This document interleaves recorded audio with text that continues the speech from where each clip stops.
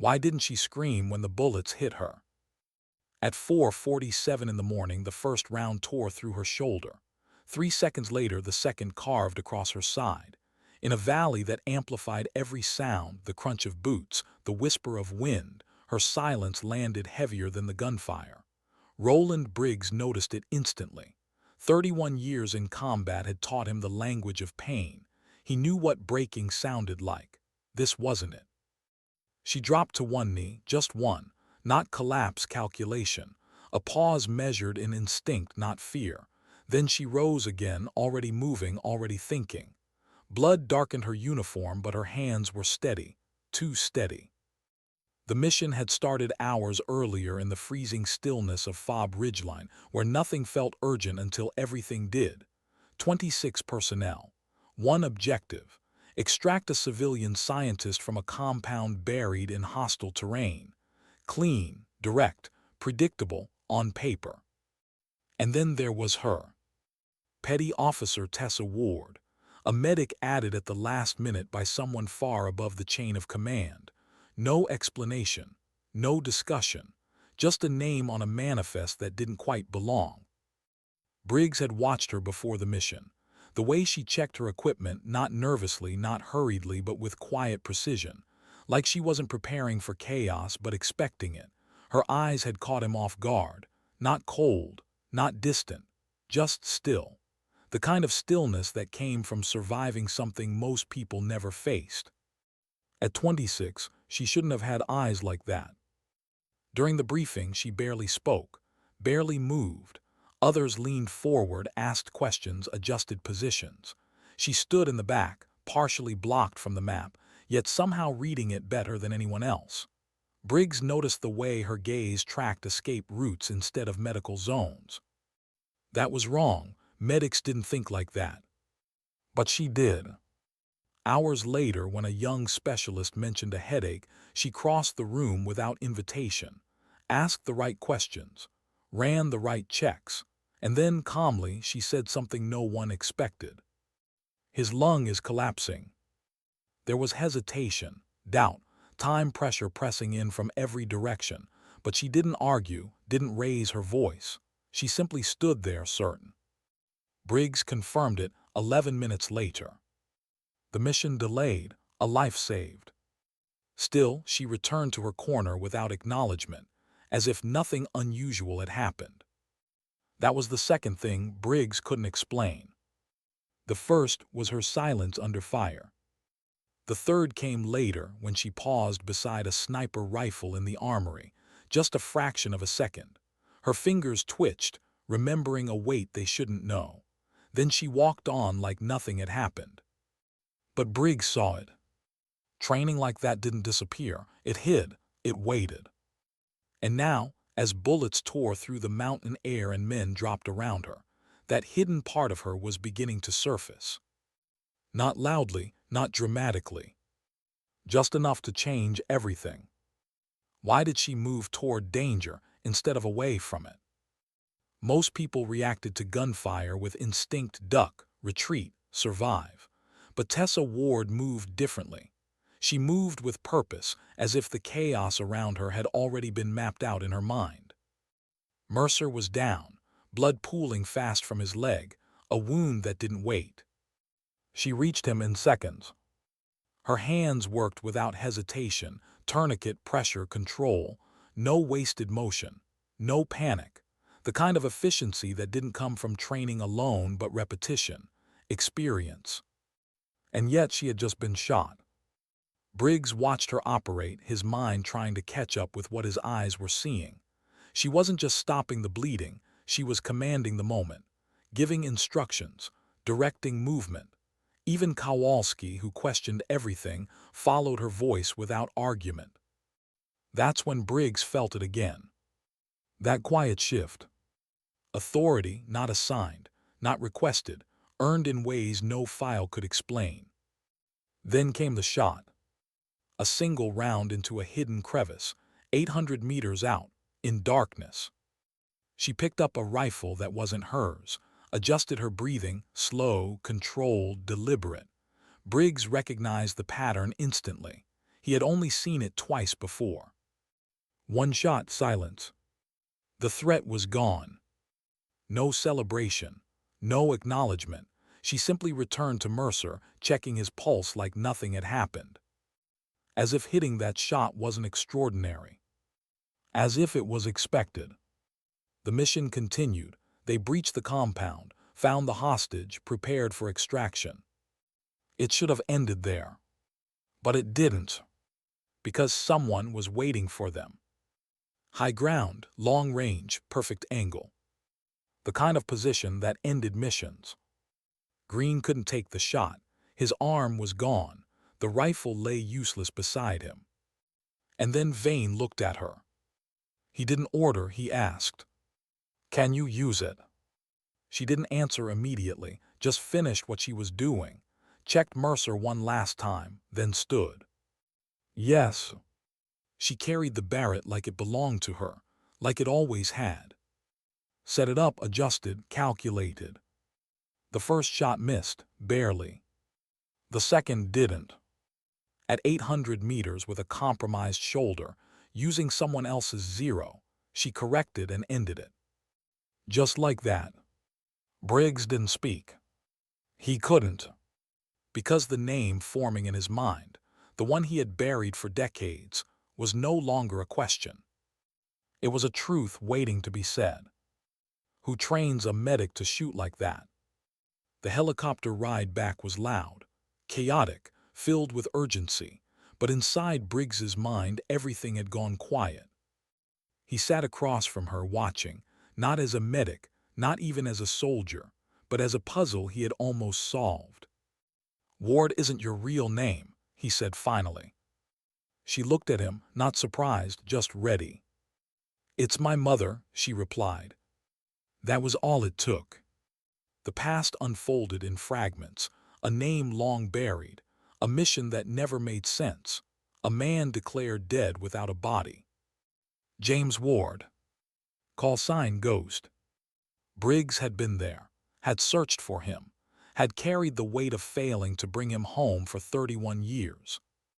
And now, she handed him a photograph.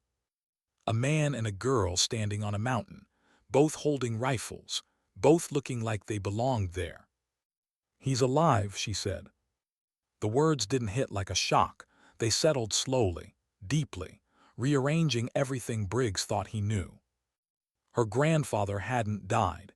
He had disappeared, forced into silence by something bigger than the mission. Something political, dangerous, hidden. And he had spent years preparing her. Not just to fight, but to carry something far more dangerous than a weapon. The truth.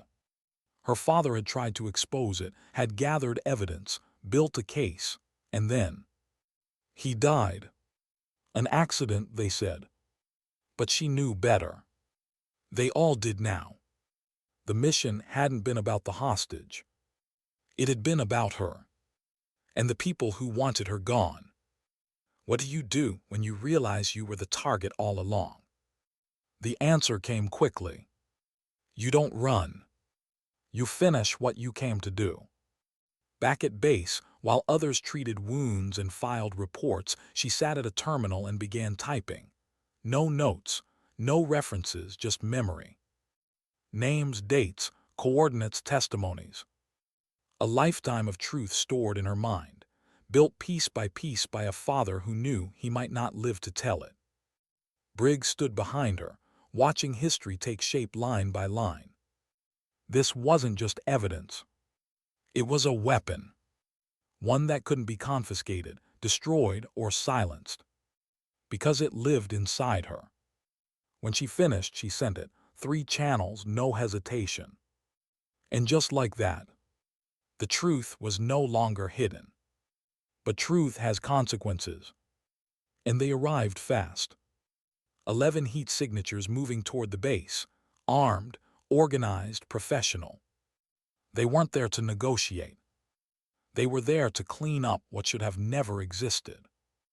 Vane prepared the defense, positions assigned, lines drawn. And she didn't take cover. She moved. Constantly. filling gaps, anticipating threats, seeing patterns before they formed. Not reacting to the battle, shaping it. How many times can one person stand between life and death? Apparently, more than anyone thought possible. The attack hit hard, fast, precise. Mercer went down again, worse this time. Open ground, no cover, seconds to act. She didn't hesitate. She ran straight into it. Bullets cutting through the air around her. Dropped beside him, hands already working, pressure, tourniquet, control. At the same time, she fired.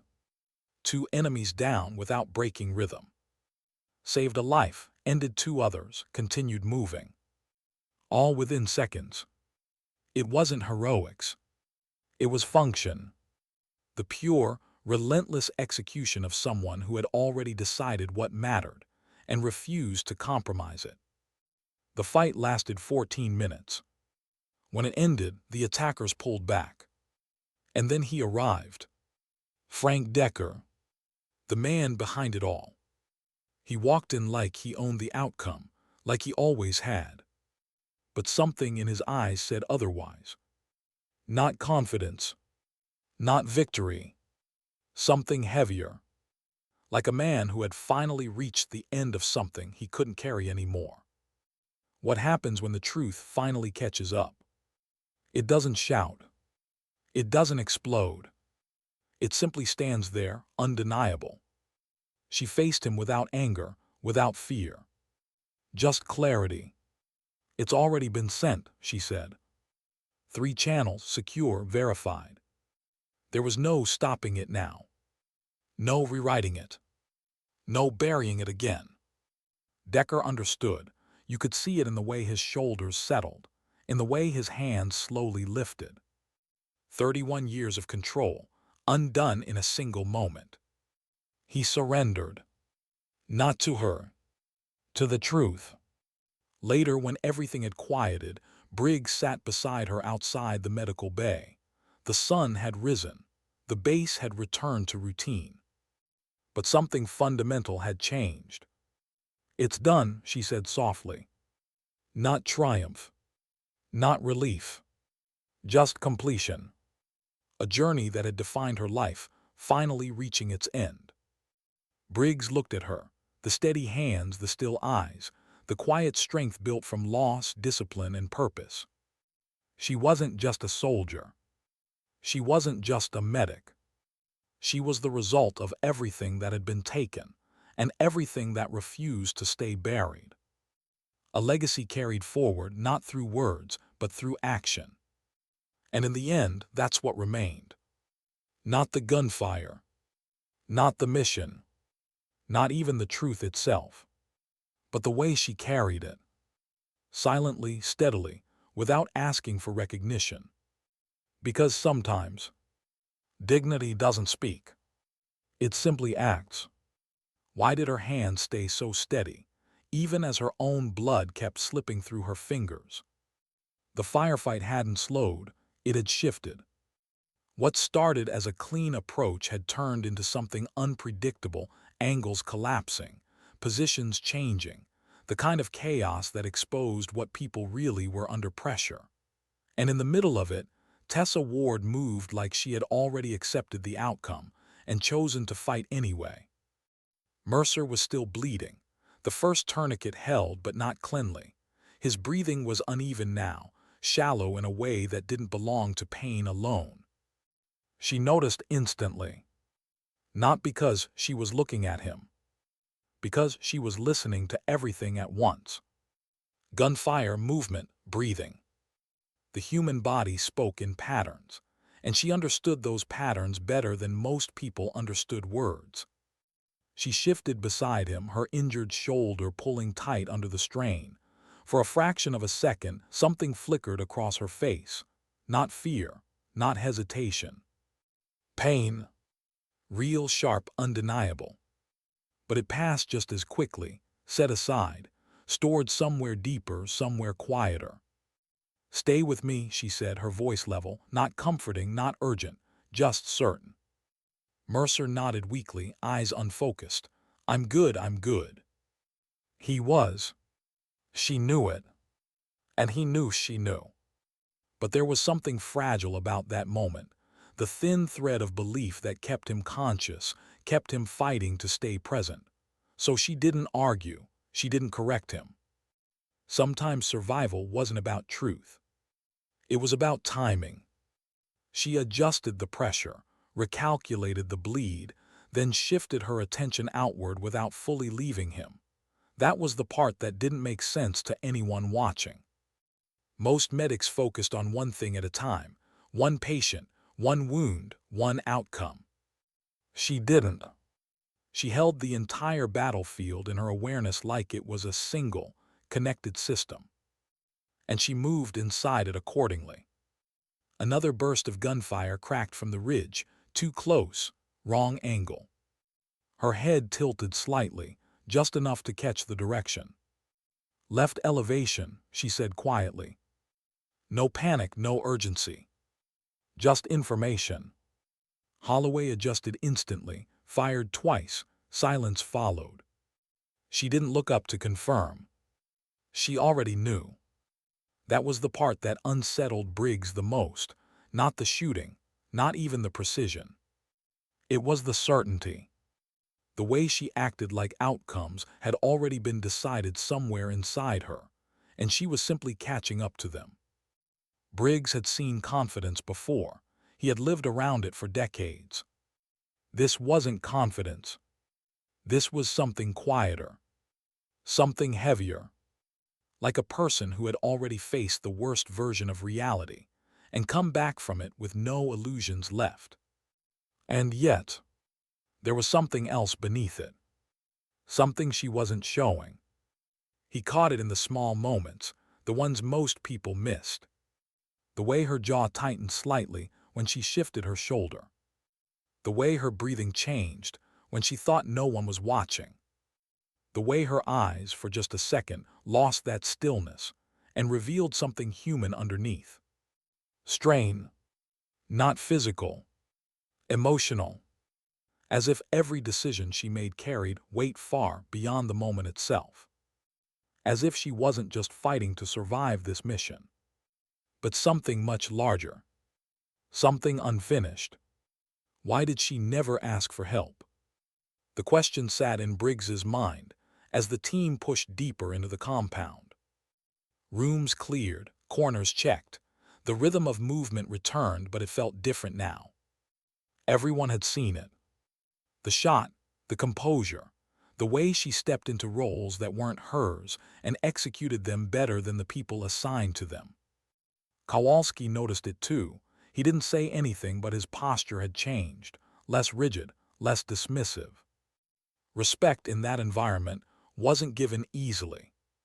But once it was earned, it didn't fade. She didn't acknowledge it, didn't look for it, didn't seem to care.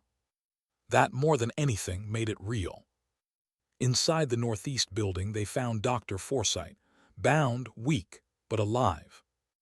Relief moved through the team, not loudly, not emotionally, but in the subtle loosening of tension. One objective complete. But the mission wasn't over. It never was. Extraction was always the most dangerous part. Because that's when people got tired. And tired people made mistakes. Tessa didn't look tired. But she was. It showed in the way she adjusted her grip slightly more often. In the way she favored her right side just a fraction too much. In the way her silence had grown heavier. She was carrying something now. Not just pain. Not just responsibility. Something internal. Something unresolved. Briggs saw it when Vane approached her again. "Can you keep moving?" he asked.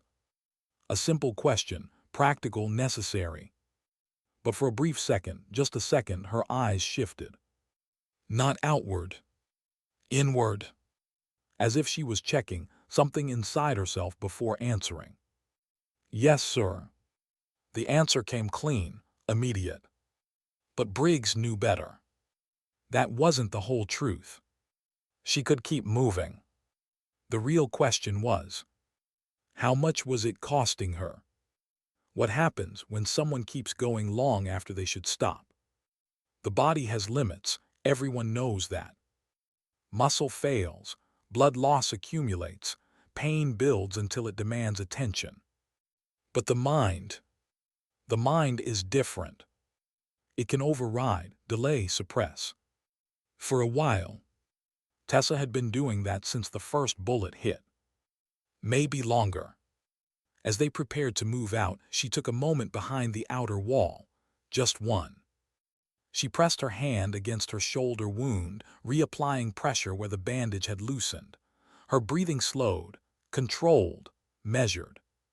But this time, it wasn't just tactical. It was effort. For the first time, she allowed herself to feel it.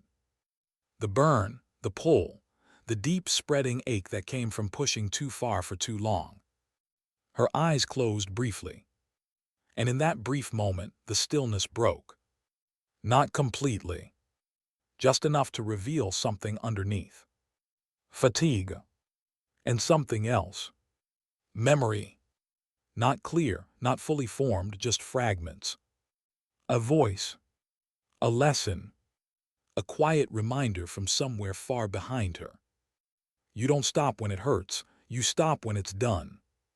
Her eyes opened again. The stillness returned. But now Briggs understood something he hadn't before. That stillness wasn't natural. It was built, layer by layer. Through training, through loss, through something that had shaped her long before this mission ever began. She stood, adjusted her gear, and stepped back into the fight like the moment had never happened. But it had, and Briggs had seen it. The crack beneath the surface. Small, controlled, but real. And cracks like that, they didn't mean weakness. They meant pressure. The kind that either breaks a person or forges them into something else entirely. Why did the silence in the helicopter feel heavier than the firefight itself? The rotors screamed overhead, metal rattled, voices cut through the noise in sharp, urgent bursts. It was the kind of chaos everyone understood, the kind you could work inside, react to, survive. But beneath it, there was something else. A quiet that didn't belong. Briggs sat across from her, watching as she moved from one wounded man to another. Her hands were still precise, still controlled, like the last hour hadn't happened, like the bullets, the blood, the shots she had taken. They were just part of a routine she had already accepted. But now there were no incoming rounds, no immediate threats. Just time. And time had a way of exposing things people kept buried during the fight. She finished securing Green's shoulder, double-checked the pressure, then leaned back slightly, letting her hand rest for the first time since they had lifted off. Just for a second. That's when Briggs saw it clearly. The tremor. Small, almost invisible. But it was there. Not weakness, not fear. Release. The body catching up to what the mind had been holding back. She noticed him watching. The tremor stopped. Her hand steadied again, returning to that unnatural stillness. Pain's manageable, she said before he even asked. Briggs didn't respond immediately. Because that wasn't what he had been looking at. He had been looking at the space between what she showed and what she carried. And that space was getting harder to ignore. Why did her name feel familiar, long before he said it out loud? It wasn't just the shooting.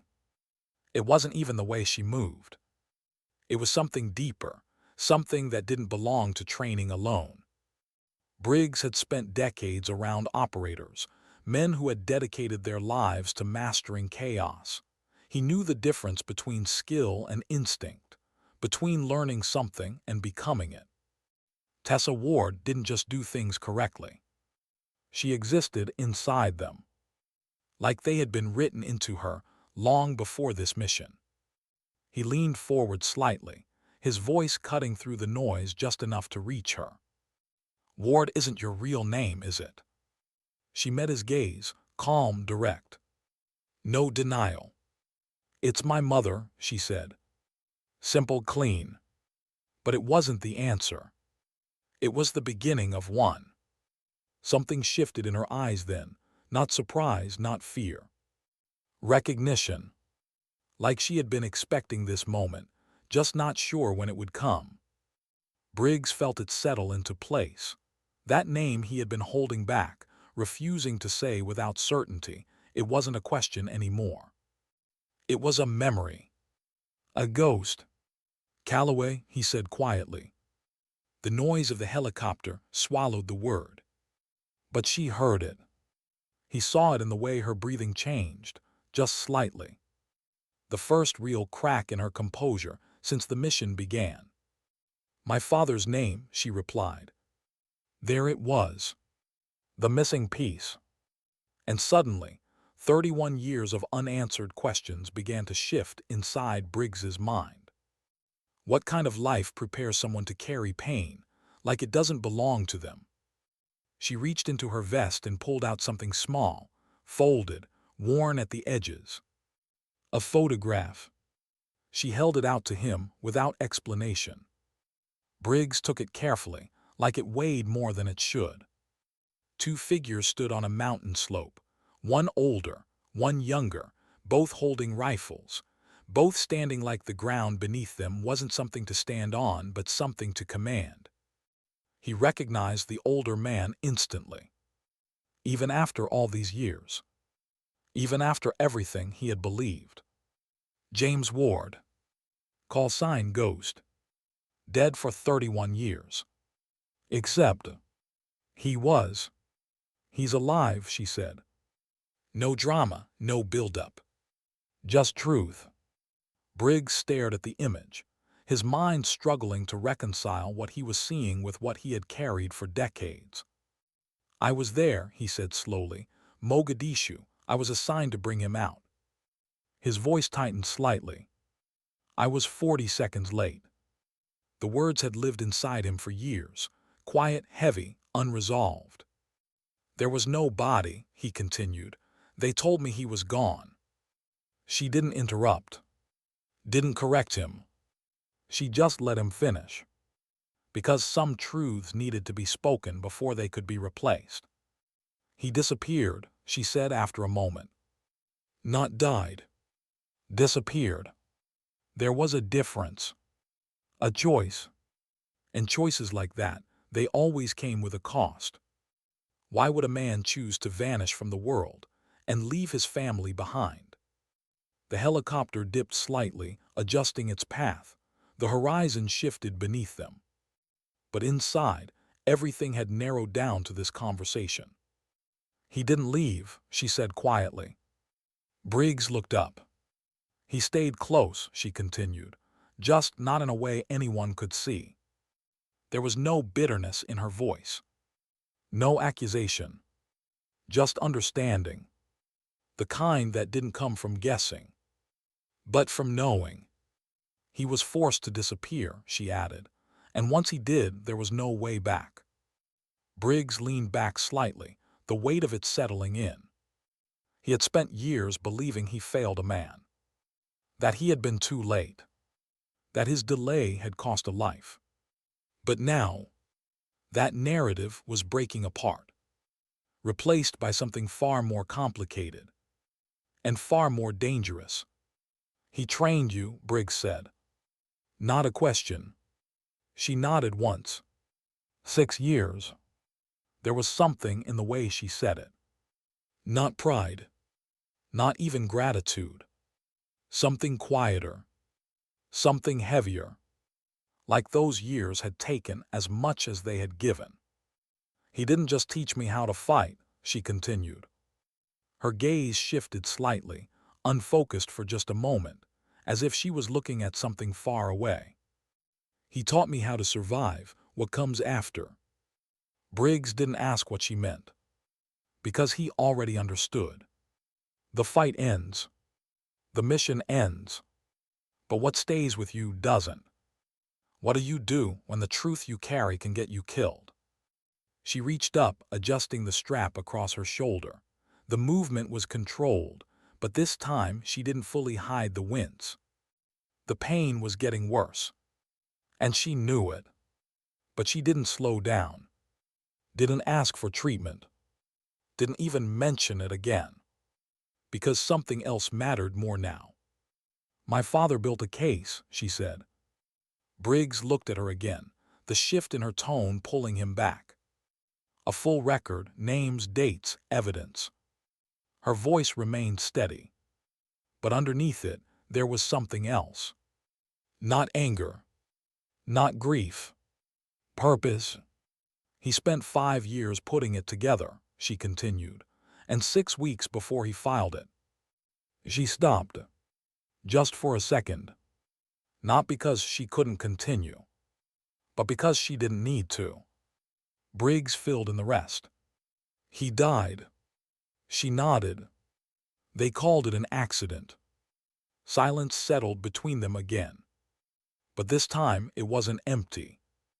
It was full of understanding, of patterns that had begun to repeat themselves in ways that couldn't be ignored anymore. And you took it, Briggs said. She looked at him, not defensive, not proud, just certain. I am it. He frowned slightly. She tapped her temple. Everything he built, it's here. No files, no drives, no physical evidence. Just memory. Precise, structured, permanent. Briggs felt something shift inside him then. Because that wasn't just dangerous. That was irreversible. If she died, so did the truth. Why did it feel like the mission wasn't over, even though they were already leaving? The helicopter began its descent. Fob Ridgeline came into view below them, small, quiet, waiting. It should have felt like safety, like completion. But it didn't, because now they knew.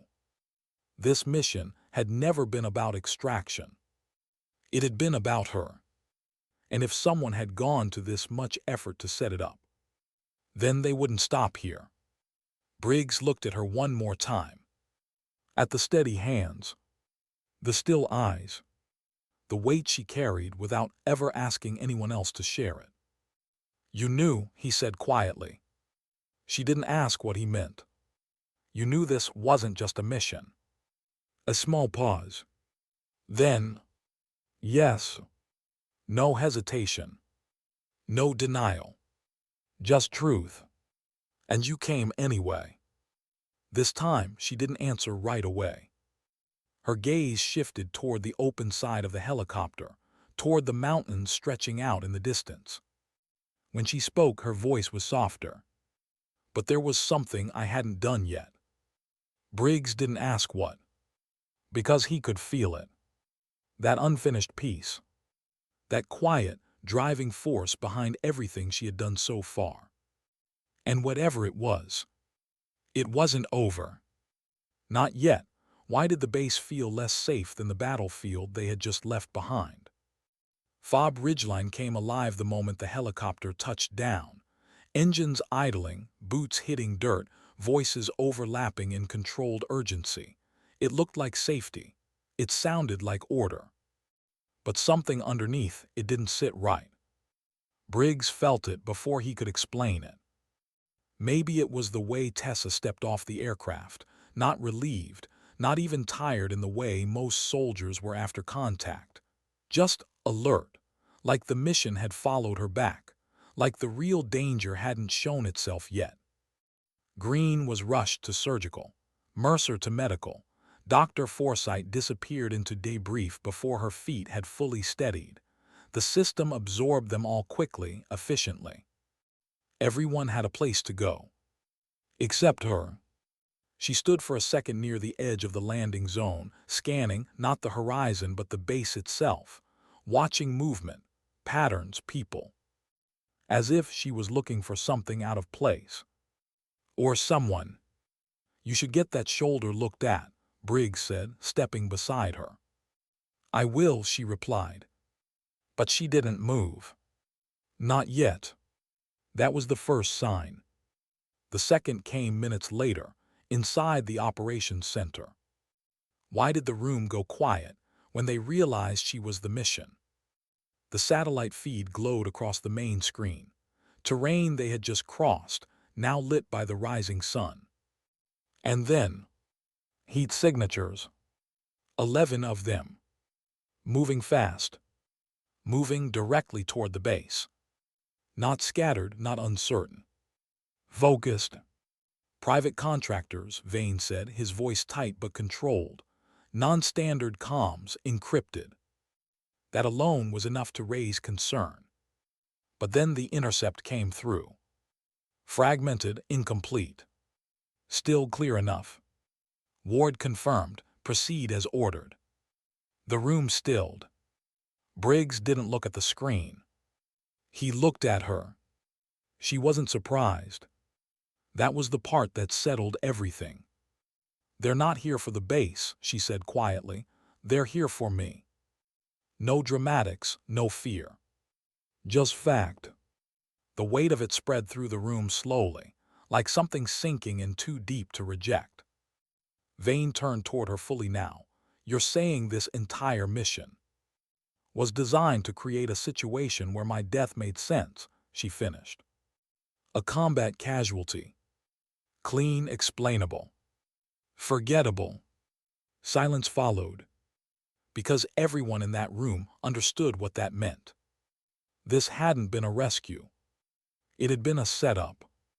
What do you do when the system you trust is the one trying to erase you? Most people break. Some run. A few try to fight back. Tessa did something else entirely. She walked to the communication terminal and sat down. No hesitation. No visible emotion. Just movement toward the next step. What do you need? Vane asked. 20 minutes, she said. Ashford, the comms specialist, was already clearing space, setting channels, preparing secure lines. Briggs stood behind her as she began to type. At first, it didn't look unusual. Just text appearing on a screen. But then it kept going. And going. Line after line, name after name, dates, coordinates, testimony references, structured, precise, interconnected. No pauses. No corrections. No searching. She wasn't recalling information. She was releasing it. Like opening a door that had been locked for years. Briggs felt something shift in his chest as he watched. Because this wasn't just memory. It was discipline. The kind that didn't allow error. The kind that had been built over years of repetition and pressure. Her grandfather hadn't just trained her to fight. He had trained her to become the record. Unbreakable, unseizable. Alive. 19 minutes later, she stopped. 3 channels, she said. Ashford nodded. She listed them calmly, 2 Senate committees, 1 independent journalist. Redundancy, protection, exposure. A system designed not just to reveal the truth, but to make sure it stayed revealed. Send it, she said. Ashford hesitated for half a second, not out of doubt, out of understanding. Once sent. There was no going back. Send it, she repeated. He did. 4 minutes later, 3 confirmations. Delivered. Done. She leaned back slightly. Not relief. Not victory. Just stillness. Like a weight she had carried for years had finally been set down. But only partially. Because now, the consequences were coming. Why did she look calmer, knowing they were about to be attacked? Most people would feel fear. Adrenaline, panic. But as the base shifted into defensive posture, positions assigned, weapons checked, angles covered, Tessa moved through it all with quiet clarity. Not detached. Not emotionless. Focused. She approached Vane with 3 recommendations, short, precise. Cover the northeast gate. Use the water tower for elevation. Kill the floodlights that blinded their own visibility. Vane implemented all three without question. That alone said enough. Trust had formed. Vast. And completely. Kowalski took the water tower, no argument. Briggs moved to the gate. And Tessa. She stayed mobile. The most dangerous position. The one that required awareness of everything and protection from nothing. Briggs caught her for a brief moment before the first contact. "You don't have to be out there," he said. It wasn't an order. It wasn't even advice. Just a statement. An opening. For the first time since he had met her, she hesitated before responding. Just slightly. Her eyes shifted, not outward, not tactical. Inward. "There isn't anyone else who can do what I need to do," she said. The words were quiet, but they carried something deeper than confidence. Responsibility.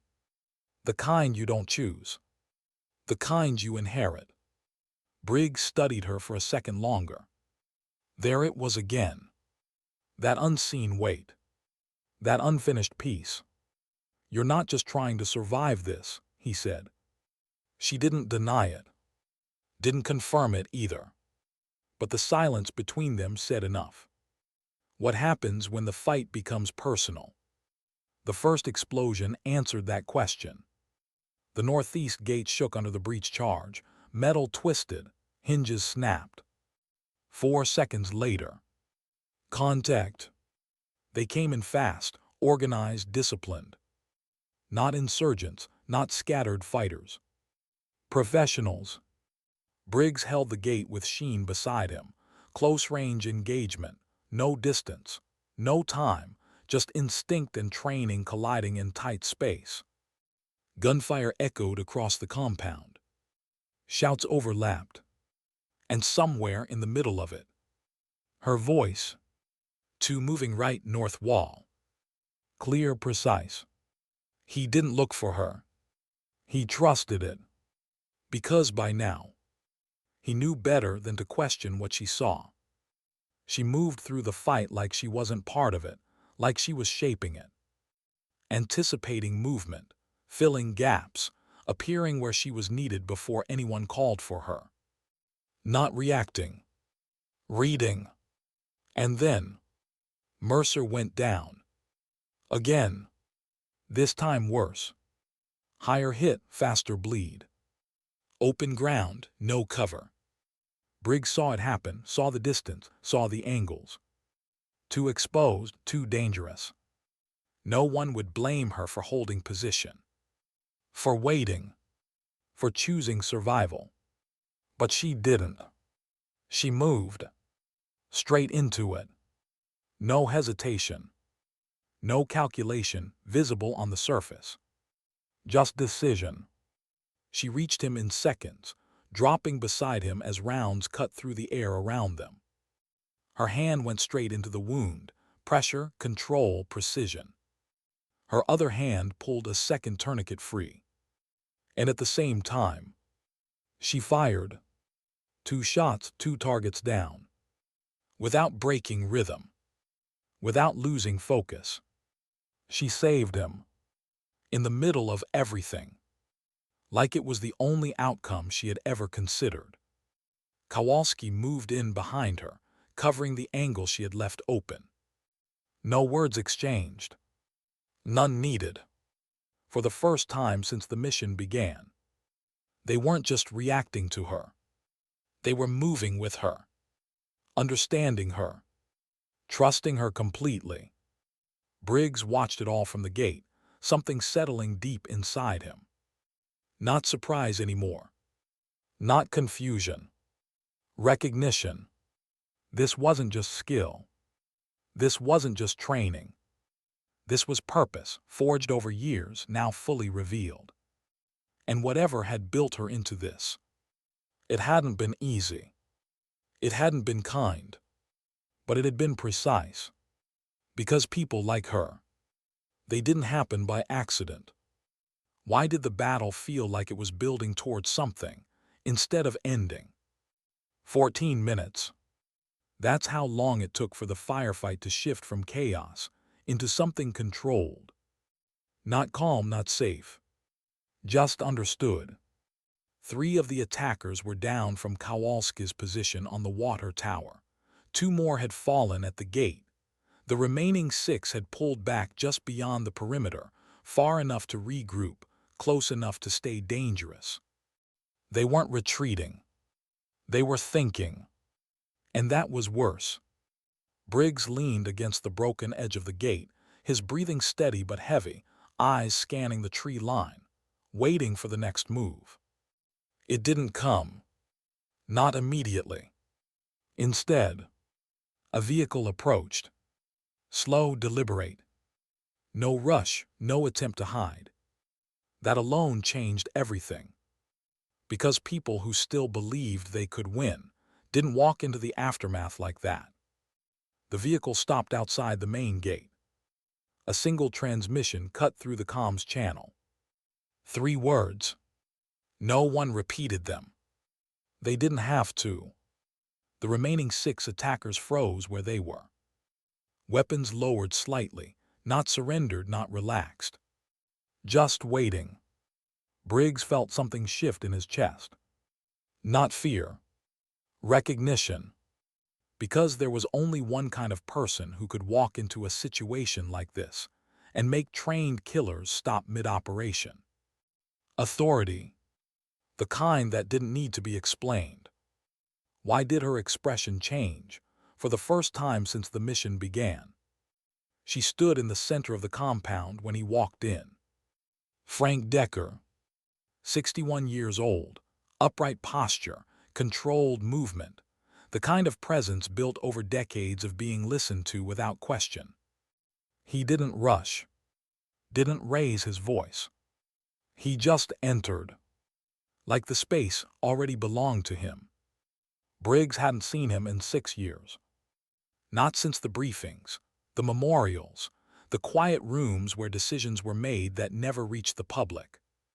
The man had always been composed, predictable. But now, there was something different. Subtle, barely visible. But there. Fatigue.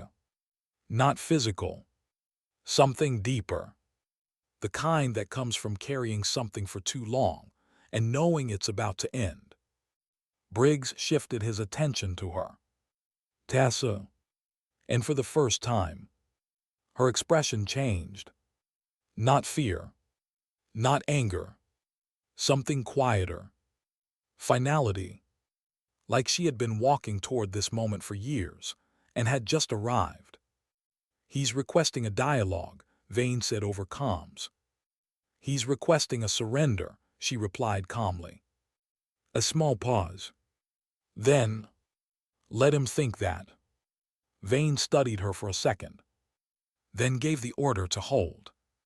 And just like that, the battlefield turned into something else entirely. What do you say to the man who took everything from your family? Decker stopped a few feet from her, close enough to speak without raising his voice, far enough to keep the space controlled. His eyes locked onto hers. Not scanning. Not assessing. Recognizing. You're James Ward's girl, he said. The words were measured. Not emotional. Not cold either. Just accurate. She didn't react. Didn't flinch. I'm Patricia Ward's daughter, she replied. A correction. Subtle, but intentional. Briggs felt it land. This wasn't about legacy alone. It was about everything that had come after. Everything that had been lost. Decker held her gaze for a long moment. Your grandfather was the most capable operator I ever worked with, he said. There was no sarcasm in it. No manipulation. Just truth. And that's why you had him erased, she asked. Still calm. Still steady. But now, there was something under it. Not anger. Not quite. Something sharper.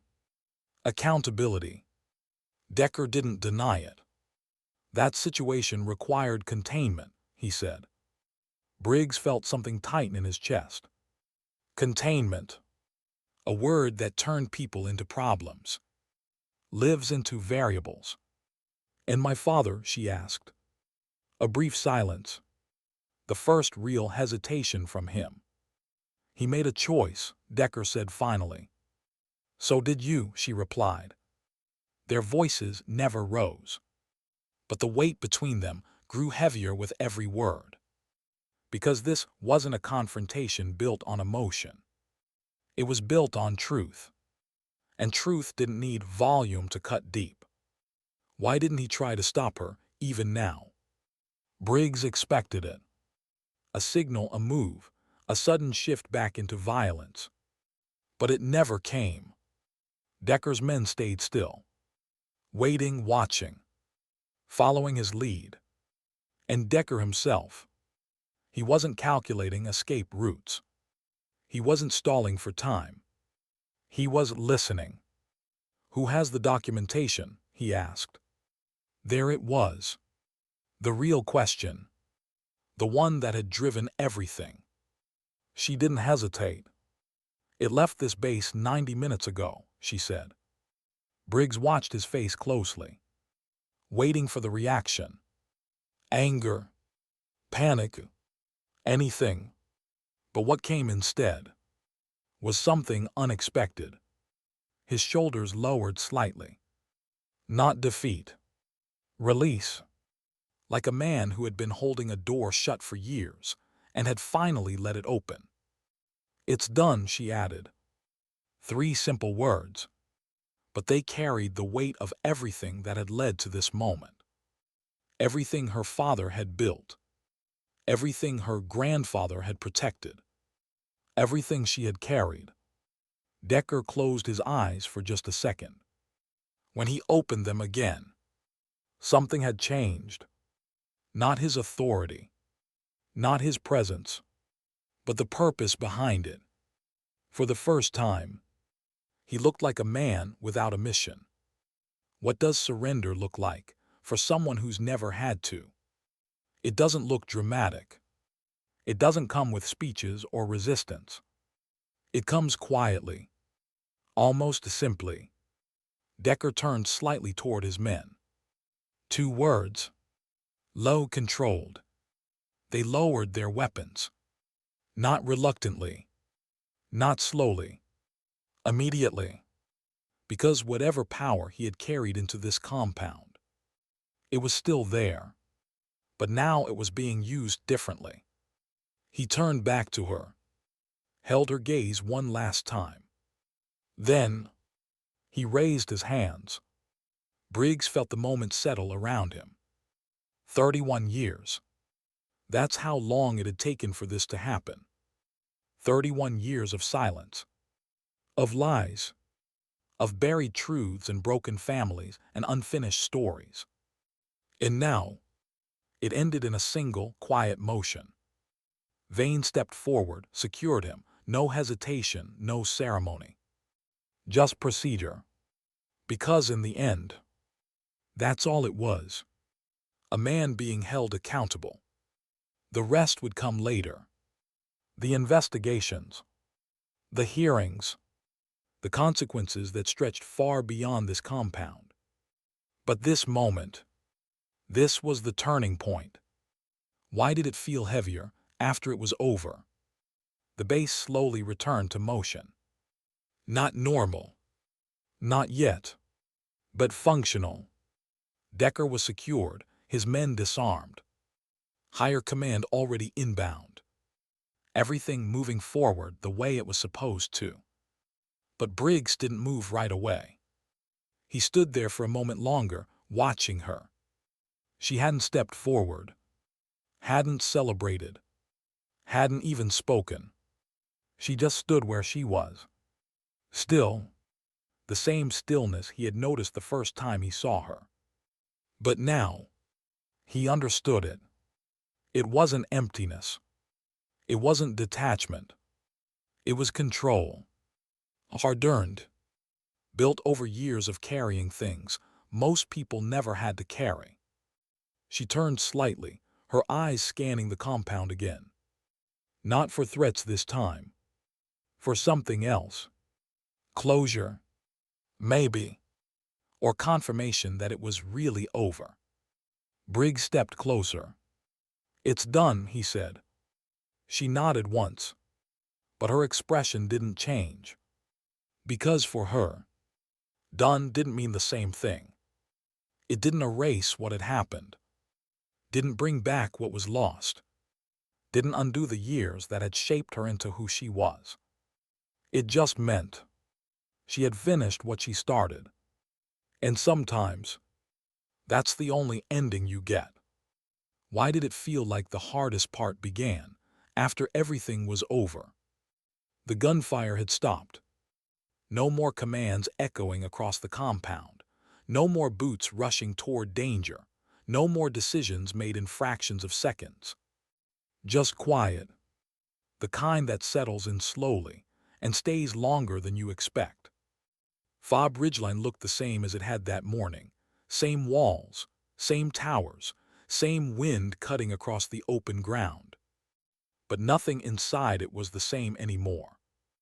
Briggs stood near the medical bay, watching as the last of the wounded were moved inside. Mercer was stable. Green would keep his arm. Dr. Forsythe was already speaking to intelligence teams, her voice steady, her story now part of something much bigger. Everything had moved forward. Everything except her. Tessa sat alone on a low concrete step just outside the bay doors. Her gear was still on. Her rifle rested against the wall beside her. For the first time since the mission began, she wasn't moving. Not scanning, not calculating, not preparing for what came next. Just sitting. Still. Briggs watched her for a moment before walking over, not as a commander, not as someone with answers. Just as someone who understood what came after. He sat down beside her without saying anything. For a while, neither of them spoke. Because some silences weren't empty. They were necessary. Why did she look more tired now than when she was bleeding on the battlefield? Up close, the signs were clearer. The controlled breathing. The slight tension in her jaw. The way her injured shoulder had finally started to drop, no longer held up by pure will alone. She had carried herself through the mission on something deeper than strength. But now, that force was fading. And what remained was human. "You should be inside," Briggs said quietly. "I will," she replied. But again, she didn't move. Not yet. Because going inside meant something. Treatment, rest, recovery. An ending. And endings. They were complicated. "I kept thinking about him," she said suddenly. Briggs didn't ask who. He already knew. "My father," she added, her voice softer now. Not fragile, but different. Less guarded. "He used to say the hardest part wasn't the mission," she continued. "It was what came after, when you had to figure out who you were without it." Briggs let the words settle. Because they were true. Painfully true. "You finished what he started," he said. She nodded slightly. "But that doesn't bring him back. No bitterness. Just fact." And that was the weight she had been carrying all along. Not just justice. Not just truth. But the quiet understanding that even if she succeeded, some things would never be restored. What happens when your purpose finally runs out? For years, everything she had done led to this. Every skill learned. Every memory memorized. Every choice shaped around a single outcome. Expose the truth. Finish the mission her father couldn't. And now, it was done. The evidence was out. Decker was in custody. The system that had buried everything was finally being forced to answer for it. So what came next? She didn't have that answer. And for the first time since Briggs had met her, that uncertainty showed. Not loudly, not dramatically, just in the way her eyes lingered on nothing in particular. Searching. You don't have to decide that today, Briggs said. She let out a small breath. Almost a laugh. Almost. I've been deciding it for 10 years, she replied.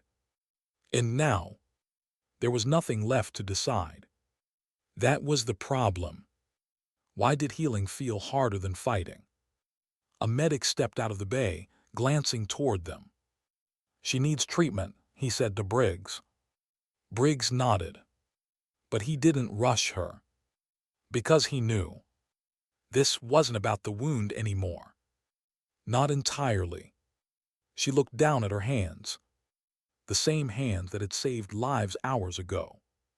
The same hands that had taken them when necessary. Steady. Always steady. But now, there was a faint tremor again. Not from shock. Not from blood loss. From release. From everything finally catching up at once. She made me memorize everything, she said quietly. Briggs frowned slightly. My grandfather, she clarified. Every name, every date, every detail. Her fingers tightened slightly. He said if I ever forgot, then it all meant nothing. Briggs looked at her carefully. And now, he asked. She didn't answer right away. Her gaze drifted toward the horizon, where the mountains stretched out in quiet indifference. It doesn't feel like nothing, she said finally. A pause. But it doesn't feel like enough either. That was the truth of it. Justice didn't balance the scales. It just acknowledged that they had been broken. What do you do when you've carried something for so long you don't know how to put it down? Briggs leaned forward slightly, resting his forearms on his knees. You don't put it down all at once, he said. She glanced at him. You carry it differently, he continued, piece by piece, until it's not the only thing you're holding anymore. She listened, not because she needed guidance, but because she recognized something in his voice. Experience. The kind that came from years of learning the same lesson the hard way. You think it ever goes away? She asked. Briggs shook his head. No. He didn't soften it. Didn't dress it up. Some things stay, he added, but they stop controlling everything else. Silence settled again. But this time, it felt lighter. Not empty. Not heavy. Just open. Like something had shifted, even if only slightly. Why did she finally stand, when no one asked her to? A few minutes passed, maybe more. Time had lost its sharp edges. Then slowly, she reached for her rifle. Not out of habit. Not out of necessity. Just naturally. She stood up. The movement wasn't rushed. Wasn't forced. It was quiet. Intentional. Like a decision made without needing to be spoken. Briggs stood with her. Not because she needed support, but because that's what you did when someone chose to keep going. She adjusted her posture slightly, her injured shoulder tightening again, but this time she didn't ignore it. She acknowledged it, accepted it, and then moved anyway. Not past it. With it. I should get this looked at, she said. Briggs gave a small nod. Probably a good idea. A faint trace of something touched her expression then. Not quite a smile, but close. And for the first time since the mission began, it reached her eyes. Just a little. But enough. What remains when everything else is gone? The mission was over. The truth was out. The people responsible would face what came next.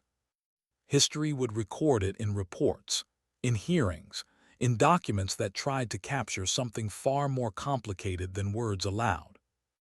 But none of that would fully explain her, or what she had carried, or what it had cost, because some stories didn't live in records.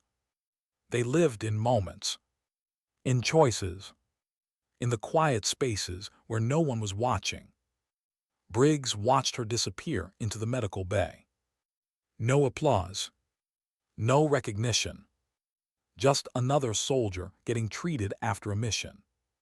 And somehow, that felt right, because what she had done, what she had endured, didn't need to be announced, didn't need to be proven. It already existed, in every life she saved, in every truth she protected, in every step she took forward, even when it would have been easier to stop. And in the end, that was enough. Because sometimes, strength isn't loud. It doesn't demand to be seen. It doesn't ask for anything in return. Sometimes, strength is quiet, steady, unshaken by recognition or reward. It simply does what needs to be done, and keeps going. Because sometimes, dignity doesn't speak. It simply acts.